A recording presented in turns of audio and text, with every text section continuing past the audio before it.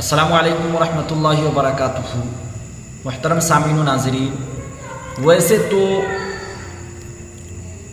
तारीख़ के औराक कुर्बानियों से भरी पड़ी है, लेकिन वाक़या करबला का जो वाक़या है वो कुछ दूसरे ही है। दिल को झंझोर देने वाला, दिमागों को गर्दिश में ला देने वाला कुछ अलग ही है। मुहतरम सामीन, जब माह मुहर्रम शुरू होता है, ख़ास तौर पर 10वीं मुहर्रम होती है, मुहर्रम की 10वीं तारीख होती है, तो हम में का हर एक आदमी वाक़ई करबला की तलाश में लग जाता है। कुछ सोशल मीडिया पे तलाश में लगते हैं, कुछ किताबों में लगते हैं। लेकिन मामला क्या है, किताबों के अंदर इस वाक़ियों को इतनी डिटेल और तफसील के साथ बताई गई है कि आदमी पढ़ते पढ़ते उकता जाता है या कि बातें इधर से उधर हो जाती है। और सोशल मीडिया, यूट्यूब पे बयानात इतने शॉर्ट रखे हुए हैं, कुछ बयानात कि जो पूरे उसके जो है ना डिटेल समझ में नहीं आते हैं। चूंकि आज लोगों को शॉर्ट सुनने का शौक हो गया है और शॉर्ट ही सुन रहे हैं, जिसकी वजह से वो शॉर्ट सुनते हैं और बात समझ में आती नहीं है। इसलिए आए न तो ज्यादा लंबा और न बिल्कुल शॉर्ट, मियाना रवि को इख्तियार करते हैं, दरमियानी को इख्तियार करते हैं और बिल्कुल जो है ना बीचों बीच हम आपको बताते हैं। इंशाअल्लाह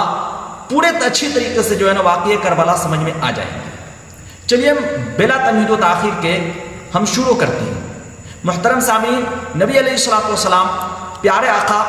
सल्लल्लाहु अलैहि वसल्लम के वफ़ात पा जाने के बाद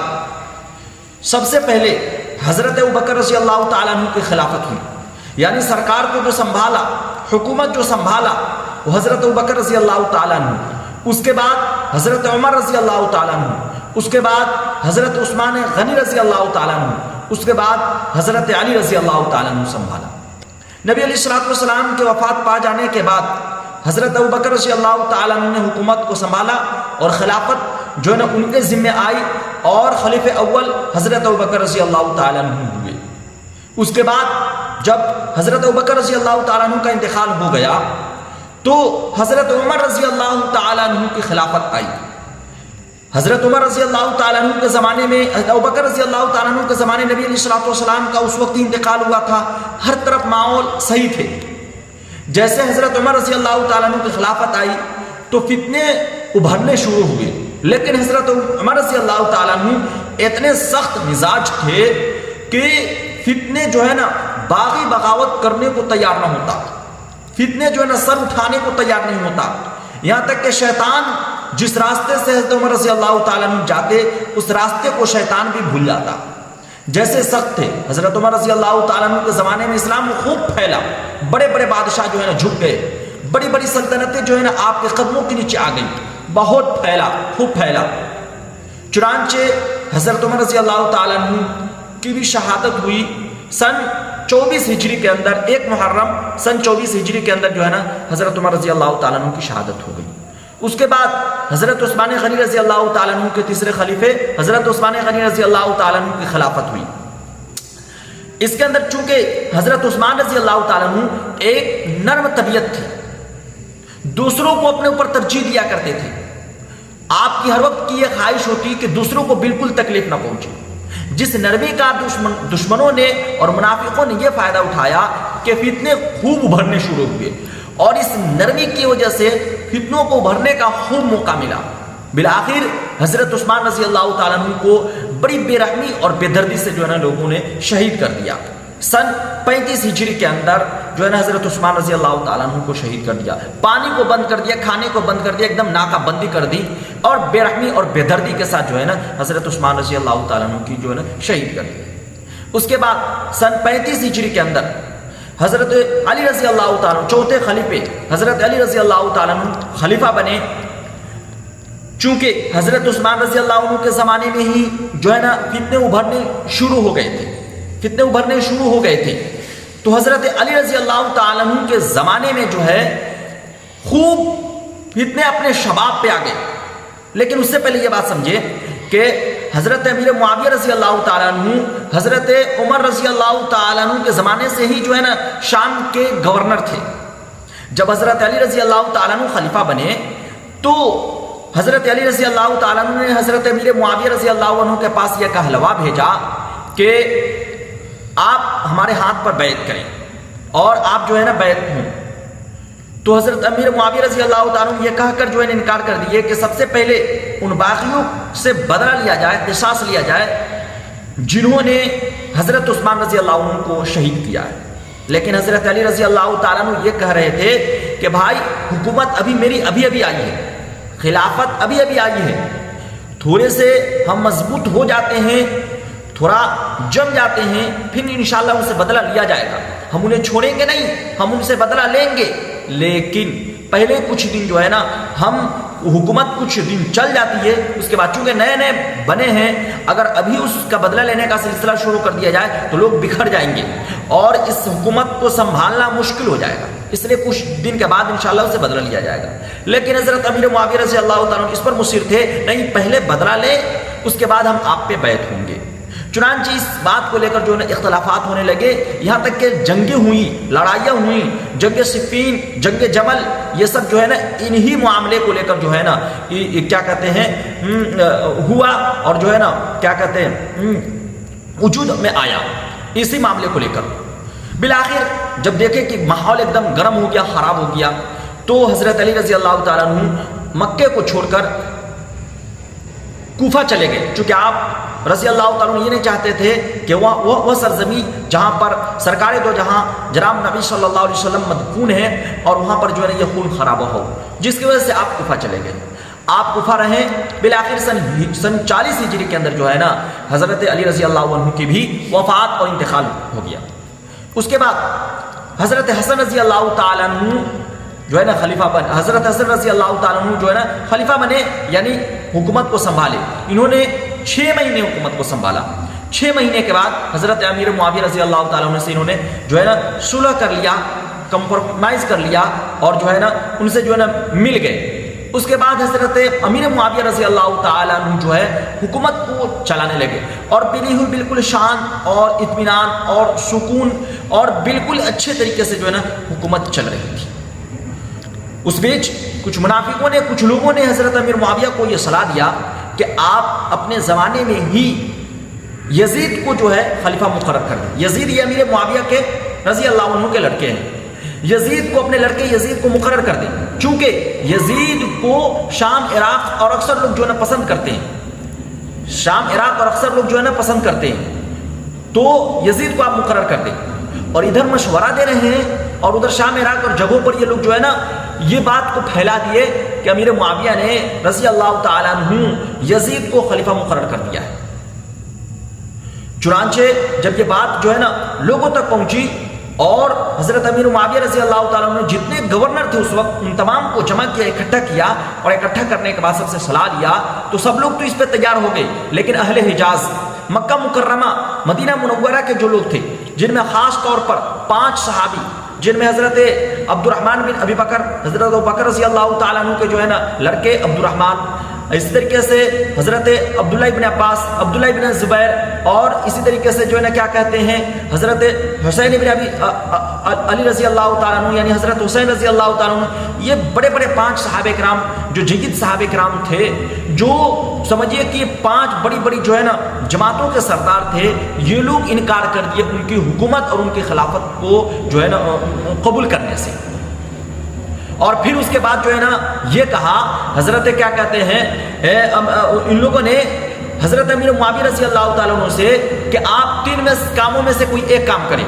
آپ یا تو آپ وہ کام کریں جو نبی علیہ السلام نے کیا تھا، یعنی اپنی وفات کس کے وقت جو ہے نا کسی کو خلیفہ مقرر نہیں کیا تھا، یہ وہ کام کرے جو حضرت ابوبکر رضی اللہ تعالیٰ عنہ نے کیا تھا، یعنی انہوں نے خلافت کے لیے مقرر کر دیا تھا، آدمی کو منتخب کر دیا تھا، چن دیا تھا، لیکن وہ ان کے خاندان میں سے نہیں تھے، یا وہ کام کرے جو حضرت عمر رضی اللہ تعالیٰ عنہ نے کیا تھا، یعنی ایک کمیٹی کو آپ لائیں جو کمیٹی جو ہے نا اس وقت کے خلیفہ کو مقرر کریں گے کہ اس وقت کن کی حکومت چلے گی، کن کا سرکار چلے گا اور کن کی جو ہے نا خلافت ہوگی، آپ یہ کام کریں۔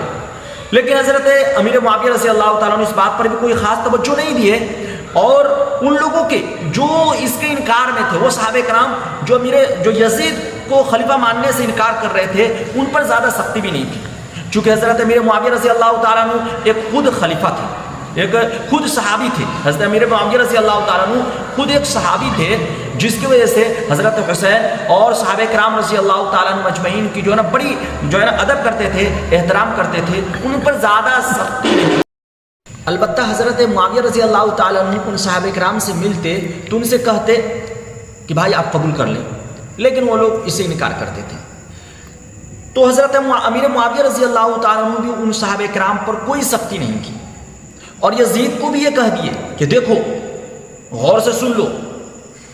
تمہاری جب سرکار آئے گی، جب تم خلیفہ بنو گے، اس وقت خاص طور پر حضرت حسین رضی اللہ تعالیٰ عنہ اور ان صحابہ کرام پر سختی نہ کرنا۔ یہ کہہ کر ہی اپنی زندگی کے اندر بھی انہوں یہ وصیت کر دی تھی۔ بہرحال حضرت امیر معاویہ رضی اللہ تعالیٰ عنہ کی بھی انتقال ہوتا ہے، وفات ہوتی ہے، اور اللہ کے پیارے ہو گئے حضرت امیر معاویہ رضی اللہ تعالیٰ عنہ بھی سن 60 ہجری کے اندر۔ اس کے بعد یزید کی خلافت آتی ہے۔ یزید جیسے خلیفہ بنتا ہے،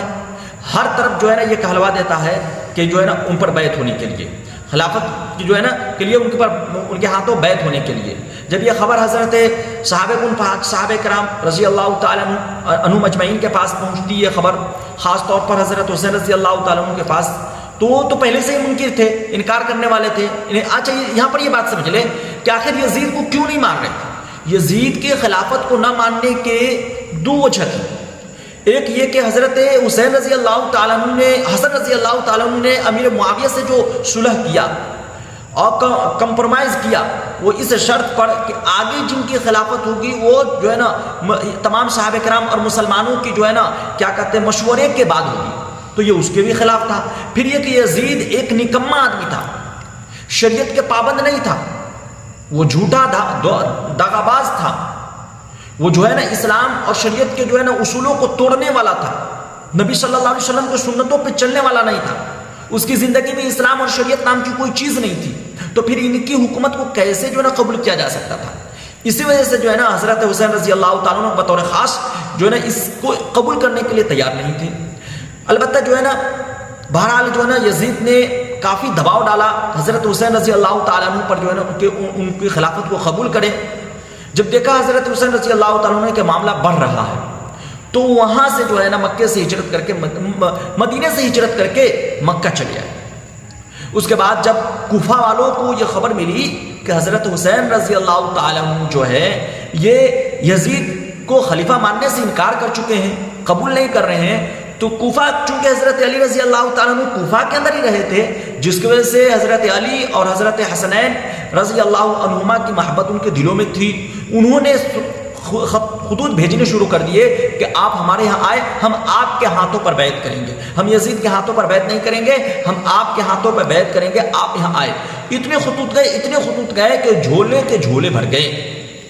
اس کے بعد حضرت حسین رضی اللہ تعالیٰ عنہ نے اپنے چچا زاد بھائی مسلم بن عقیل کو بھیجا کہ جاؤ وہاں کے حالات دیکھو کہ حالات کیسے ہیں۔ جیسے حضرت مسلم بن عقیل رضی اللہ عنہ وہاں پہنچے تو بالکل ویسا ہی معاملہ تھا جس طرح سے خط کے اندر لکھے ہوئے تھے، ایک دم سب کے سب حضرت حسین رضی اللہ تعالیٰ عنہ کے نام پر حضرت عقیل رضی اللہ تعالیٰ عنہ کے ہاتھوں پر بیعت کرنے لگے۔ تقریباً 40,000 مسلمانوں نے بیعت کی۔ جب یہ ماحول دیکھا کہ بالکل سب ایک طرف حضرت حسین رضی اللہ تعالیٰ عنہ کی طرف ہے، تو آپ یہ خط بھیج دیا، یہ کہلوا بھیجا حضرت حسین رضی اللہ عنہ کے پاس کہ آپ یہاں تشریف لے آئے۔ ماحول بالکل صحیح ہے، ماحول خوشگوار ہے، ماحول بالکل ٹھنڈ ہے اور ماحول بالکل صحیح ہے، آپ یہاں تشریف لے آئے۔ چنانچہ وہاں سے مکہ سے آپ رضی اللہ تعالیٰ عنہ چلنا شروع کر دیے۔ جب چلنا شروع کیے تھے اسی وقت اور صحابہ کرام رضی اللہ عنہ مجمعین نے کہا تھا کہ آپ کوفہ نہ جائے، چونکہ کوفہ والے ایک بے وفا ہے، یہ جھوٹے ہیں، یہ اپنی بات سے مکر جاتے ہیں، آپ کے والد محترم حضرت علی رضی اللہ تعالیٰ عنہ کو شہید کرنے والے یہی لوگ ہیں، آپ نہ جائیں۔ لیکن چونکہ حضرت حسین رضی اللہ تعالیٰ عنہ کے پاس اتنے خط آ چکے تھے اور پھر حضرت مسلم بن عقیل رضی اللہ عنہ کو بھیجا اور وہاں سے بھی حالات کے صحیح خبر ملی، تو سوچا کہ چلو بھائی بات پیچھے جو ہوئی سو ہوئی، چلتے ہیں۔ چنانچہ آپ نے سفر شروع کر دیا۔ جب آدھے راستے پر اس کے بعد حضرت مسلم بن عقیل رضی اللہ تعالیٰ عنہ جو کوفہ کے اندر گئے، اس وقت جو گورنر تھے وہ نعمان بن بشیر رضی اللہ عنہ تھے، یہ صحابی رسول تھے. تو اس معاملے کو دیکھ رہے ہیں کہ یزید کی اس وقت خلافت ہے، یزید خلیفہ ہے، لیکن لوگ مسلم بن عقیل کے ہاتھوں پر حضرت حسین رضی اللہ عنہ کے لیے بیعت کر رہے ہیں. تو اس پر وہ کچھ نہیں بولے، دیکھتے رہے لیکن بولتے نہیں تھے. حضرت صحابی رسول تھے، ان کے دل میں حضرت حسین رضی اللہ عنہ کی محبت تھی، انہوں نے کچھ بولا نہیں، دیکھتے رہے. چنانچہ ہر جگہ تو جو ہے نا جاسوس لوگ ہوتے ہیں، چنانچہ وہ خبر جو ہے نا یزید کے پاس کا حلوہ بھیجا کہ یہ نعمان بن بشیر، آپ کا گورنر جو ہے نعمان بن بشیر، یہ کچھ بول نہیں رہا ہے. نعمان بن بشیر جو ہے یہ کچھ بول نہیں رہا ہے، اور مسلم بن عقیل کے ہاتھ پر حضرت حسین رضی اللہ عنہ کے لیے بیعت ہو رہی ہے. چنانچہ فوراً اسی وقت حضرت نعمان بن بشیر کو جو ہے نا وہاں سے ہٹایا، اور ابن زیاد جو بڑی بدبخت اور سخت دل تھا ان کو وہاں پر مقرر کر دیا. جیسے ہی اس نے آیا فوراً جو ہے نا اس وقت کوفہ والوں پر سختی کرنی شروع کر دی. اتنے سختی کی کہ سب لوگ منتشر ہو گئے، بکھر گئے، اور حضرت مسلم بن عقیل رضی اللہ عنہ کے جو ہے نا ساتھ چھوڑ دیا. پھر اس کے بعد حضرت مسلم بن عقیل رضی اللہ عنہ کو جو ہے نا یہ ابن زیاد شہید کروا دیا. شہید ہونے سے پہلے مسلم بن عقیل رضی اللہ عنہ نے قاصد کے ذریعے یہ خبر بھیج دیا حضرت حسین رضی اللہ عنہ کے پاس کہ آپ یہاں تشریف نہ لائے، یہاں کے ماحول خراب ہو چکے ہیں، یہاں کے ماحول خراب ہو چکے ہیں. جب یہ خبر پہنچی، جب تک کہ مکہ سے حضرت حسین رضی اللہ تعالیٰ عنہ نکل چکے تھے، اب راستے میں یہ خبر مل رہی ہے. اب اس وقت کچھ لوگ کہہ رہے ہیں کہ بھائی یہاں سے ہمیں واپس ہو جانا چاہیے، چونکہ وہاں ماحول خراب ہو چکے ہیں، اب ہمیں کوفہ نہیں جانا چاہیے. لیکن بنو عقیل یعنی مسلم بن عقیل کے جو گھر والے تھے وہ لوگ اصرار کرنے لگے، نہیں ہمیں تو بدلہ لینا ہے،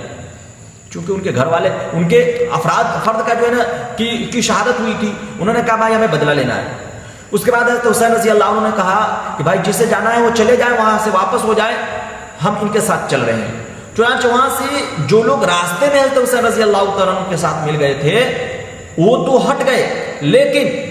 حضرت کیا کہتے ہیں جو مکہ کے اندر، مکہ سے جو ہے نا حضرت حسین رضی اللہ تعالیٰ عنہ کے ساتھ ہوئے تھے وہ چلتے رہے. بالآخر جب مقام قادسیہ کے پاس پہنچے تو ابن زیاد نے حر بن یزید کو 1000 کے لشکر کے ساتھ بھیج دیا، اور وہاں بھیجا. حر بن یزید پہنچا تو حضرت حسین رضی اللہ تعالیٰ عنہ سے کہا کہ جو ہے نا حضرت حسین رضی اللہ تعالیٰ عنہ کے پاس پہنچا تو باتیں ہوئی. باتوں ہونے کے بعد حضرت حسین رضی اللہ عنہ نے کہا کہ بھائی دیکھو ہم خود نہیں آئے، ہمیں بلایا گیا ہے، ہم بلائے گئے، ہم خود نہیں آئے. پھر جتنے خطوط تھے سارے خطوط پیش کیے اور دکھائے. لیکن حر بن یزید نے کہا کہ بھائی ہمیں جو نا ابن زیاد کی طرف سے ہمیں خبر ملی ہے کہ ہم آپ کو ابن زیاد کے پاس پہنچائے، کوفہ کے اندر ابن زیاد کے پاس پہنچائے. تو اس حضرت حسین رضی اللہ عنہ نے کہا کہ ہمیں کوفہ کے اندر ابن زیاد کے پاس پہنچنے سے بہتر ہے مر جانا. چنانچہ کہا کہ بھائی ہم واپس ہو جاتے ہیں، ہم اپنی جگہ چلے جاتے ہیں. اس وقت حر بن یزید نے کہا کہ نہیں، آپ واپس نہیں ہو سکتے، آپ کوئی ایسا راستہ اختیار کریں کہ جو راستہ نہ تو کیا کہتے ہیں مکہ جانے والا ہو، بلکہ کوئی دوسرا راستہ اختیار کرے. اور جب تک ہم چل رہے ہیں اس وقت ہم چلتے رہیں گے جب تک کہ کیا کہتے ہیں ابن زیاد کی طرف سے کوئی دوسری خبر نہ مل جاتی ہے. تو یہ چلتے رہے. تو راستے میں ابن کربلا کے میدان کے جب میدان کربلا میں پہنچے کہ قریب پہنچے یا اسی میدان میں پہنچے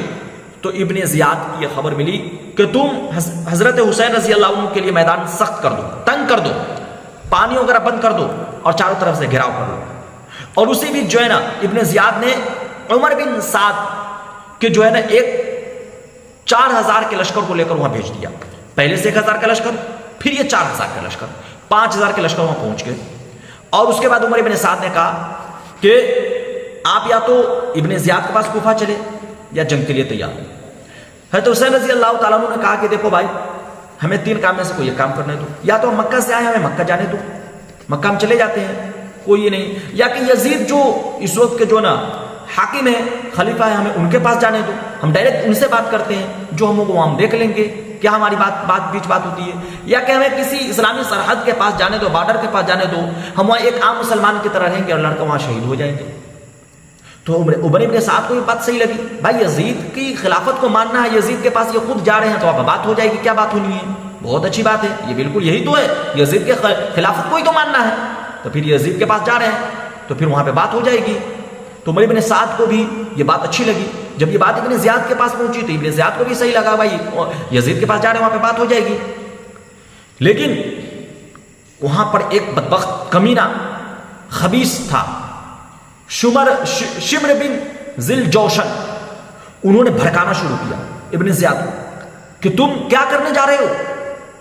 حضرت حسین کو چھوڑ رہے ہو,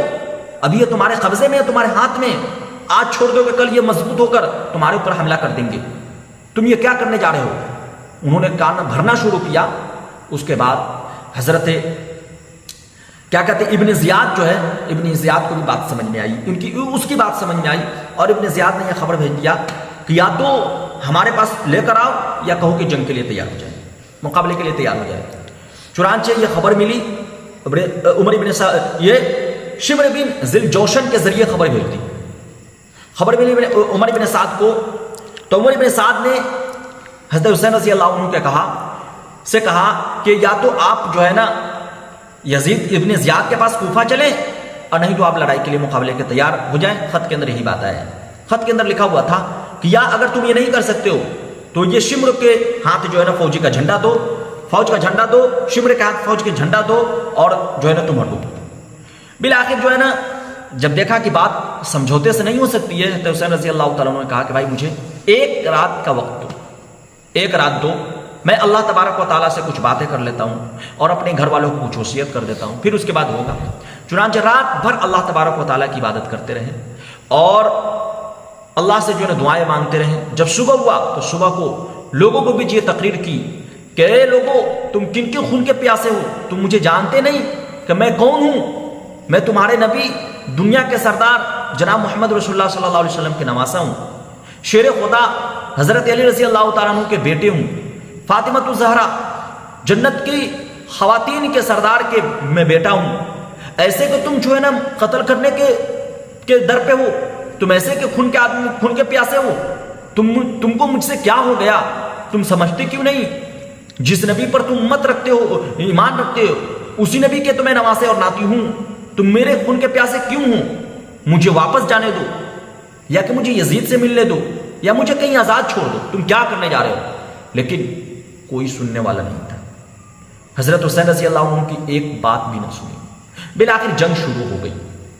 اور دونوں طرف اس طرف سے 72 آدمی ہیں, اس طرف 5000 کا لشکر. کیسے برابر ہو سکتا ہے, کیسے مقابلہ ہو سکتا ہے, کیسے برابری ہو سکتی ہے. لیکن دیکھیے قوت ایمانی کسے کہتے ہیں. پھر بھی حضرت حسین رضی اللہ تعالیٰ کی طرف سے جو آدمی تھے بہت جو ہے نا ڈٹ کر مقابلہ کیا. آخرکار ظہر تک جو ہے نا مقابلہ ہوتا رہا. یہ 10 محرم, اچھا یہ بات بتا دوں کہ جو ہے نا 2 اور 3 کو جو ہے نا 2 محرم کو جو ہے حضرت حسین رضی اللہ تعالیٰ عنہ میدان کربلا کے اندر پہنچے تھے. 3 محرم کو بات ہوئی, بیچ میں بات چیت ہوتی رہی. 9 محرم 10 محرم کی رات کو جو ہے نا تم حسین رضی اللہ تعالیٰ عنہ اللہ تبارک و تعالیٰ کی عبادت کی اور ساری جو ہے نا کیا کہتے ہیں اپنے گھر والوں کو سمجھایا, اور 10ویں محرم کے دن یہ سارا کام ہوا. آخرکار جو ہے نا ان کمینوں نے حضرت حسین رضی اللہ عنہ کو شہید کر دیا, اور ان بدبختوں نے, بد انجاموں نے یہاں تک بھی کیا کہ حضرت حسین رضی اللہ تعالیٰ عنہ کے سر مبارک کو بھی تن سے جدا کر دیا, الگ کر دیا. وہ سر مبارک جسے نبی صلی اللہ علیہ وسلم بوسہ لیا کرتے تھے, وہ حسین جسے اپنے کندھوں پہ بیٹھا کر گھمایا کرتے تھے, جسے جو ہے نا پیار کیا کرتے تھے, جسے جو ہے نا دلار کیا کرتے تھے, وہ حضرت حسین جس کو نبی صلی اللہ علیہ وسلم نے اپنے دل کا ٹکڑا کہا, اس کو بھی جو ہے نا ان بدبختوں نے, اس امت کے جو ہے نا ان کمینوں نے جو ہے نا ایسے کو بھی نہیں چھوڑا. تو یہ لیکن یاد رکھے ان کمینوں اور بدبختوں کو, بد انجاموں کو دنیا کے اندر ہی جو ہے نا وہ برا انجام بد ملا, جو دنیا کے لیے جو ہے نا ایک جو ہے نا عبرت کا سبق ملا. محترم سامعین, یہ ہے حضرت حسین رضی اللہ تعالیٰ عنہ کی شہادت کا واقعہ. آپ کتابوں کے اندر بھی جو ہے بہت ساری کتابیں ہیں, کتابوں کے اندر بھی پڑھیں, اور 10 محرم کو خاص طور پر حضرت حسین رضی اللہ تعالیٰ عنہ نبی صلی اللہ علیہ وسلم پر درود بھیجے, اور اس درود کا پڑھنے کا خاص اہتمام کرے صلی اللہ علیہ وآلہ وسلم, چونکہ اس درود کے اندر یہ ہے کہ اللہ نبی صلی اللہ علیہ وسلم پر رحمت نازل فرما اور آپ کے آل و اولاد پر, چونکہ یہ وہ 10 محرم وہ دن ہے کہ جس دن جو ہے نا حضرت نبی علیہ الصلوۃ والسلام کے آل و اولاد نے بڑی اس دن کے خاطر قربانیاں دی ہے. اللہ تبارک و تعالی جو ہے نا ہمیں دین پر ثابت قدم رکھے، صراط مستقیم پر چلنے والا بنائے، اور نبی صلی اللہ علیہ وسلم اور آپ کے آل و اولاد کی محبت ہمارے دلوں کے اندر داخل فرمائے۔ السلام علیکم ورحمۃ اللہ وبرکاتہ۔